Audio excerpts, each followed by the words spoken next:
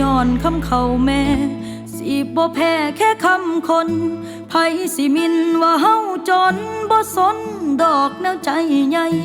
ยอมไกลบ้านเคยอยู่มาบืนมาสู่แบบโซตายปั้นข้าวเหนียวยามใดยังเผลอเว้ากับหัวใจแม้นว่าเกิดชาติใดก็ขอให้เป็นคนบ้านเฮาให้ว่าบ้านนอกก็สร้างเขาหัวใจเฮาก็ซ้ำนี้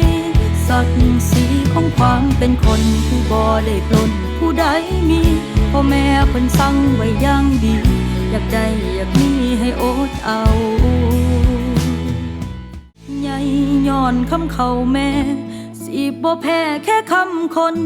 ไผสิมินว่าเฮาจนบ่สนดอกแนวใจใหญ่ยอมไกลบ้านเคยอยู่มาบืนมาสู่แบบโซตายปั้นข้าวเหนียวยามใดยังเผลอเว้ากับหัวใจแม้นว่าเกิดชาติใดก็ขอให้เป็นคนบ้านเฮาให้ว่าบ้านนอกก็สร้างเขาหัวใจเฮาก็ซ้ำนี้ศักดิ์ศรีของความเป็นคนที่บ่ได้ปล้นผู้ใดมีพ่อแม่เพิ่นสั่งไว้อย่างดีอยากได้อยากมีให้อดเอาใหญ่ย้อนคำเขาแม่สิบ่แพ้แค่คำคนไผสิมินว่าเฮาจนบ่สนดอกแนวใจใหญ่ยอมไกลบ้านเคยอยู่มาบืนมาสู่แบบโซตายปั้นข้าวเหนียวยามใดยังเผลอเว้ากับหั